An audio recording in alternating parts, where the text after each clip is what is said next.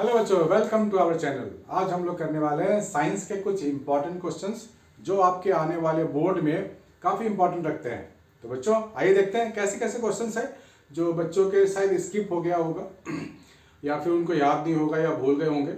जिनको आता है, याद है, उनके लिए तो रिविजन हो जाएगा, और जिनको नहीं आता है, उनका कन्फ्यूजन है, उनका कन्फ्यूजन अभी दूर हो जाएगा। तो आइए बच्चों देखते हैं। क्वेश्चन 59 एनसीईआरटी एग्जाम्पलर है, काफ़ी अच्छे क्वेश्चन है और बिल्कुल बोर्ड से रिलेटेड है। मुझे ऐसा लगता है, मुझे ऐसा फील होता है कि ऐसे ऐसे क्वेश्चन बोर्ड में तो आएंगे ही आएंगे। तो ध्यान से देखना है, काफ़ी इंपॉर्टेंट है और इसको नोट भी करना है। A non-metal A, which is the largest constituent of air, when heated with H2 in 1:3 ratio in the presence of catalyst Fe gives a gas B। ठीक है ना, ध्यान से लिखना है, गैस B बन रहा है। तो सबसे पहले आपको नॉन मेटल है which is largest constituent of air है, वो तो ऑब्वियस सी बात है, नाइट्रोजन है। ध्यान रखना है, भूलना नहीं, कभी कभी बच्चे भूल जाते हैं, टीचर भी भूल जाते हैं। When heated with H2 in the presence of 1:3 in the ratio of catalyst Fe iron. तो बच्चों नाइट्रोजन, हाइड्रोजन आयरन के प्रेजेंस में बनाते हैं, इसको हैबर्स प्रोसेस बोलते हैं, राइट। क्या लिखते हैं हम लोग, N2 प्लस H2। ये बनता है आयरन के प्रेजेंस में, क्या बनता है, अमोनिया बनता है। 1:3 नाइट्रोजन एक और ये 3 टाइम्स 1:3, ठीक है ना। तो ये बनता है अमोनिया 2NH3, ठीक है ना। ठीक है, अमोनिया हमने बन गया, गैस बी है ये गैस बी है, ठीक है ना। नॉन मेटल ए, नॉन मेटल ए क्या है, नाइट्रोजन, दिस इज ए। 1:3 के रेशियो मिला के हम लोगों ने बना दिया। On heating with O2 it gives an oxide C, ठीक है। इसको हीट करेंगे ऑक्सीजन के साथ तो ये हमारे को देगा नाइट्रोजन डाइऑक्साइड NO2। इसी को यहाँ पे C से बोला गया है, ठीक है ना।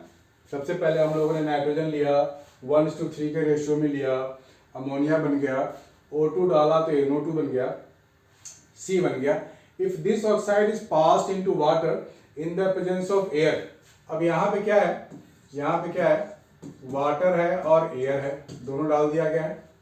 It gives an acid D which act as a strong oxidizing agent, acid D। ध्यान से देखना है बच्चों, देखो हाइड्रोजन, नाइट्रोजन, ऑक्सीजन मिलके कौन सा एसिड देगा, सबको मालूम है ना, नाइट्रिक एसिड देगा, HNO3, इसी को बोलेंगे D, this is nitric acid, है ना, इजी। ध्यान से लिखना है, सब कुछ पेन डाउन करो, जो बच्चे नहीं लिखते हैं उनको लिए बहुत बड़ी प्रॉब्लम है। आइडेंटिफाई ABCD हो गया। To which group of the period table does this non metal belongs. देखो हमने नाइट्रोजन तो पता कर लिया ना, और एटॉमिक नंबर नाइट्रोजन का हमारे को मालूम है 7 होता है, ठीक है ना, 7 होता है एटॉमिक नंबर।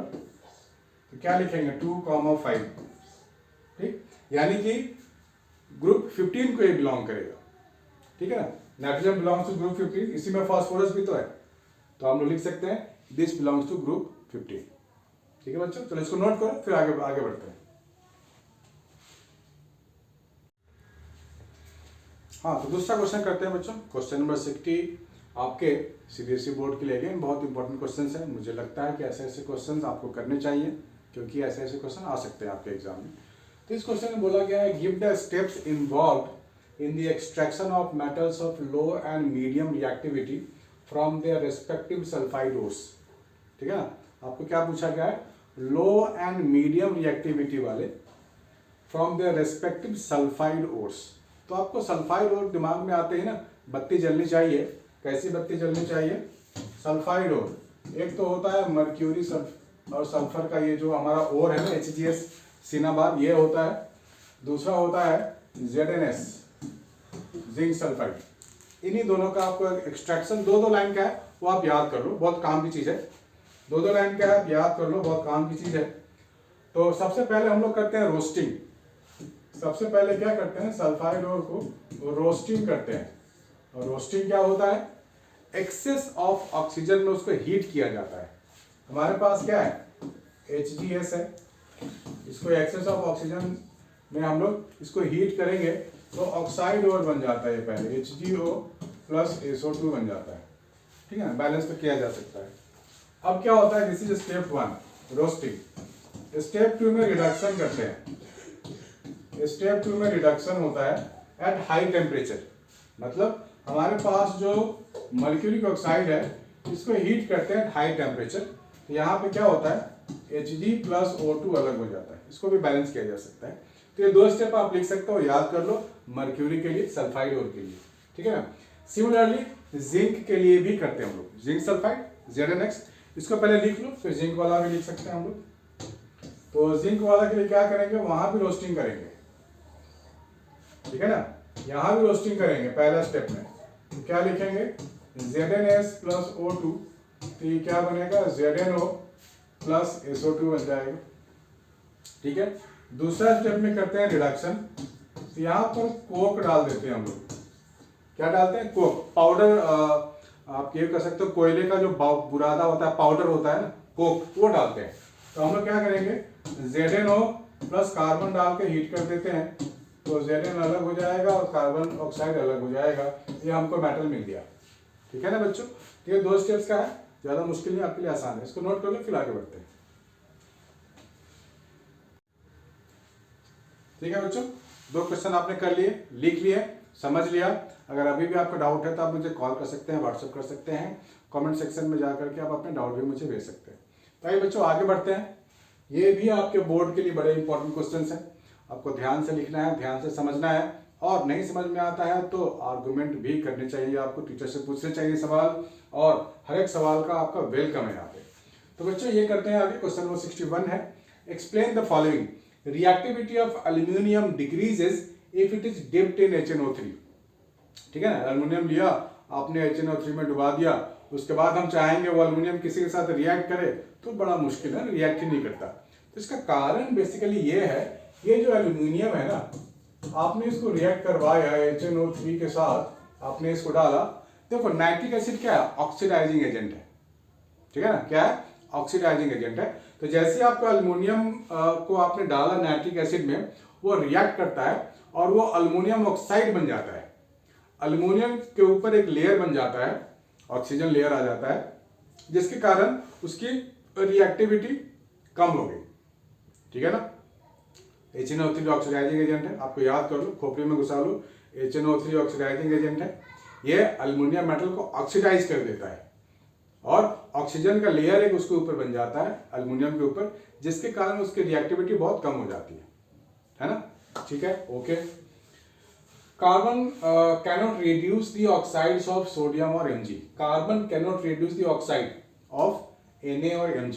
देखो सोडियम और मैग्नीशियम क्या ना बहुत रिएक्टिव होते हैं, ये फ्री नेचर में मिलते नहीं है, जैसा कि अब यहाँ पे दिया गया ऑक्साइड्स ऑफ सोडियम और Mg, ऑक्साइड का लेयर बना होता है उसके ऊपर। अगर आपको हीट करोगे ना, सोडियम ऑक्साइड या मैग्नीशियम ऑक्साइड को आप हीट करोगे कार्बन डाल करके, तो कार्बन के साथ ही रिएक्ट में आ जाता है और कार्बन के साथ ही बॉन्ड बना लेता है ना, कार्बन को छोड़ता ही नहीं है, कार्बन को ही पकड़ लेता है।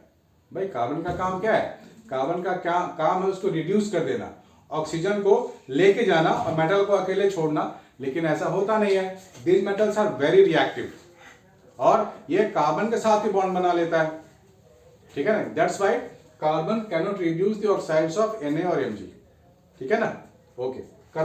इसको बोलते हैं कार्बाइड फॉर्मेशन, सोडियम कार्बाइड और मैग्नीशियम कार्बाइड बन जाता है कार्बन के साथ रिएक्ट करके, बस आपको इतना लिखना है बेटे, ऐसे नहीं करते, इधर आ जाओ, ओके देता हूं। NaCl is not a conductor of electricity in solid state, whereas it does conduct electricity in aqueous solution as well as in a molten state। तो बात यह है यहाँ पर भाई, NaCl is a not a conductor of electricity in solid state। तो होता क्या है, NaCl aqueous solution की अगर हम बात करें तब ये आयंस में मिलेंगे मेरे को। भाई इलेक्ट्रिसिटी कब होता है, जब चार्ज की मूवमेंट होगी, तो आयंस जो हैं वो तो किसी लिक्विड में मूव कर सकते हैं ना, लेकिन जब सॉलिड होगा तो हाईली कॉम्पैक्ट होगा, बहुत ही ज्यादा वो बॉन्डिंग काफी स्ट्रांग होगी, मूवमेंट उसकी रेस्ट्रिक्टेड होगी। तो मूवमेंट रेस्ट्रिक्टेड हो गई यानी कि charge can not flow, charge जब फ्लो ही नहीं करेगा तो काहे का इलेक्ट्रिसिटी, ठीक है ना, नो इलेक्ट्रिसिटी एट ऑल। ये इसका रीजन आप खुद से लिख सकते हो, कुछ भी रेक्टिफिकेशन की जरूरत नहीं है, लेकिन लिखो जरूर, खुद से भी लिखो लेकिन लिखो जरूर, वरना एग्जाम के टाइम भूल जाओगे रीजन क्या है। Iron articles are galvanised. देखो गैल्वेनाइजेशन एक प्रोसेस है, उसमें क्या होता है, जिंक का एक लेयर लगाते हैं आयरन के ऊपर। मान लो ये आयरन है ना, मैंने क्या किया, जिंक को पिघलाया, उसको मेल्ट किया और उसके ऊपर एक लेयर लगा दिया, ठीक है। तो आयरन और एटमॉस्फेरिक ऑक्सीजन या फिर मॉइस्चर के साथ कांटेक्ट खत्म हो गया, बीच में तो जिंक है, जिंक रिएक्ट कर लेगा, आयरन बच जाएगा, ठीक है ना। This process is called galvanisation. इसमें हम आयरन को फर्दर रस्टिंग होने से बचाते हैं, ठीक है ना। गैल्वेनाइजेशन याद रखना, जिंक याद रहेगा ना, जिंक का layer on iron articles to save the iron from rusting, इसको बोलते हैं गैल्वेनाइजेशन। चलो बढ़िया है। Metals like sodium, potassium, calcium, magnesium are never found in their free state in nature. ये सब काफी रिएक्टिव मेटल्स है, sodium, potassium, calcium, magnesium, alkali alkaline earth metals. ये नाम रहने दो, आप यूं कह लो, they are very very reactive, they react instantly with air and moisture and form oxide layers. तो ये फ्री नेचर में कभी मिलेंगे ही नहीं, ठीक है ना। समझने की बात है समझने के बाद आपको लिखना है, कुछ पेन डाउन करना है, ताकि एग्जाम के टाइम एक बार पढ़े नोट्स सारा याद हो जाए। इसको लिखोगे फिर आगे बढ़ते हैं। आपके पास मेरे लिए तो स्लाइड है। हाँ तो बच्चों, हम लोग आगे हैं क्वेश्चन नंबर 63। ध्यान से देखो, ध्यान से सीखो, ध्यान से लिखो, क्योंकि बोर्ड के लिए सब है बड़े इंपॉर्टेंट। मैं बार बार बता रहा हूँ, कुछ बच्चे हैं जो मानते ही नहीं है, बार बार बोलना पड़ता है। One of the three metals X, Y and Z। देखो X react with cold water, Y reacts with hot water and Z with steam only, ठीक है ना। ऐसे क्वेश्चन में बच्चों को बहुत कंफ्यूजन होता है, सर क्या ले इसमें, क्या कौन सा मेटल ले लें। Identify X, Y and Z and also arrange them in order of increasing reactivity, ठीक है ना। चलो, तो यहाँ पे बोला गया कोल्ड वाटर के साथ, ठीक है ना। सोडियम सबसे ज्यादा रिएक्टिव है, इतना मान लो। लैब में आप लोगों ने शायद देखा भी होगा, किया भी होगा, जैसे आप लोग उसमें मॉइस्चर देते हैं ना, वो वायलेंटली रिएक्ट करता है। तो सोडियम सबसे ज्यादा रिएक्टिव, इसको आप नाम दे सकते हो X, नाम तो दिया हुआ है ना, एक सोडियम। सोडियम को अगर आप रिएक्ट करवाओगे ना कोल्ड वाटर के साथ H2O, तो वो रिएक्ट करता है, NaOH बनाता है और हाइड्रोजन गैस निकालता है बाहर। यहाँ आप एरो दे दो, मतलब ये गैस बन गया हाइड्रोजन वाला। Y reacts with hot water. देखो मैग्नीशियम जो है ना, मैग्नीशियम वो रिएक्ट करता है हॉट वाटर के साथ, ठीक है ना। यहाँ लिख देता हूँ हॉट वाटर, तो ये क्या बनाएगा, मैग्नीशियम हाइड्रोक्साइड MgOH का होल ट्वाइस, प्लस ये भी हाइड्रोजन गैस आपको देगा, ठीक है ना। मैग्नीशियम याद रहेगा ना, magnesium react with hot water. Steam, steam के साथ कौन रिएक्ट करेगा, तो भाई आयरन है ना, आयरन में तो जंग लग जाता है, रस्टिंग हो जाता है। तो ये है हमारे पास स्टीम, यहाँ लिख लो ब्रैकेट में स्टीम। ये क्या बनाएगा, रस्टिंग, Fe2O3 बना देगा, प्लस हाइड्रोजन गैस ये भी उड़ा दो यहाँ से, और क्या, ठीक है ना। याद रहेगा, तीनों रिएक्शन है। तो सबसे ज्यादा रिएक्टिव कौन हुआ, X सबसे ज्यादा रिएक्टिव, फिर Y, फिर Z, XYZ, ठीक है बच्चों। मेक ए नोट, एक और क्वेश्चन करते हैं बच्चों, आगे बढ़ते हैं, एक और क्वेश्चन करके देखते हैं। तो बात यह है कि जो भी नॉन मेटल और मेटल की बात होती है तो बच्चों को इसमें डाउट होता है, वो मैं सारे डाउट डिस्कस कर रहा हूँ, ये सब भी बच्चों के ही डाउट है। वीडियो में इसलिए बना रहा हूँ ताकि आपके पास से रहे, जब भी आपका मन करे यार ये क्वेश्चन समझ में नहीं आ रहा है तो आप देख सकते हो। नोट्स बना रहे हो तो बहुत अच्छी बात है, नोट्स भी आपके पास होनी चाहिए, इसको आप वीडियो नोट्स कह सकते हो। This is your video notes, exam के टाइम में फटाफट रिवाइज कर सकते हो within no time. An element है, क्योंकि बच्चे भूलते भी तो बहुत है ना, आज पढ़ाओ कल भूल जाते हैं। सर नोट्स में तो लिखा है, नोट्स पता नहीं कहाँ फाड़ के फेंक दिया, नोट्स गंदा है, नोट्स कहीं खो गया, कोई फ्रेंड ले गया, कुछ हो गया, राइट। इसीलिए वीडियो नोट हमेशा के लिए। An element A burns with golden flame in air, it reacts with another element B, atomic number 17 to give product C. क्या क्या बन रहा है, ABC।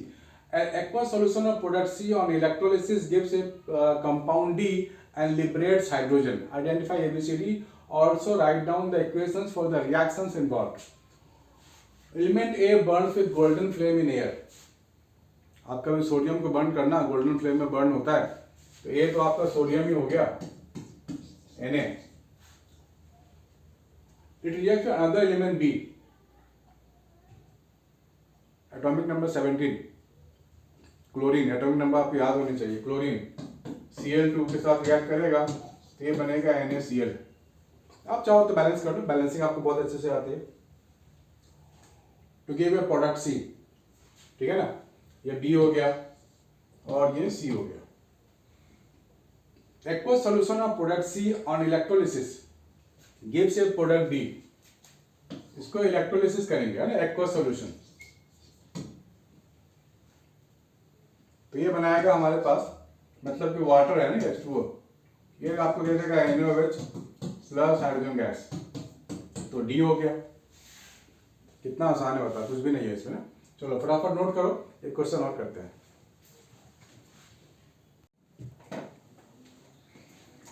आइए बच्चों एक और क्वेश्चन करते हैं, क्वेश्चन नंबर 65। इसमें भी बच्चों को बहुत सारे डाउट हैं, उनको समझ नहीं आता है कौन सा रिएक्शन लिखें और इसका जवाब कैसे लिखें। तो सबसे पहले आप इस क्वेश्चन को ध्यान से पढ़ो। 2 ores A and B were taken on heating। हमने जब उसको हीट किया, और A gives CO2 and और B gives SO2। ध्यान से समझना है बच्चों, CO2 कौन देगा? जिसके पास पहले से ही कुछ कार्बन ऑक्सीजन वाले कॉम्बिनेशन हो वही देगा ना। एंड BSO2 यानी कोई सल्फाइड और ही होगा तभी तो SO2 देगा, ठीक है। What steps will you take to convert them into metals? तो सबसे पहले आप A की बात करो। हम लोगों ने पढ़ा था बच्चे, अगर आपको याद हो तो, कि C और O वाली चीजें किस ओर के पास है। कैलामाइन आपको याद है, कैलामाइन जिंक कार्बोनेट, इसको हीट करोगे आप तो ये आपको देगा ZnO प्लस ऑफ CO2, ये आपको देता है ना, राइट। यहाँ पर फिर हम कार्बन के साथ हीट करते हैं तो ये जिंक प्लस CO बनता है। अभी अभी हमने किया भी था ना क्वेश्चन में।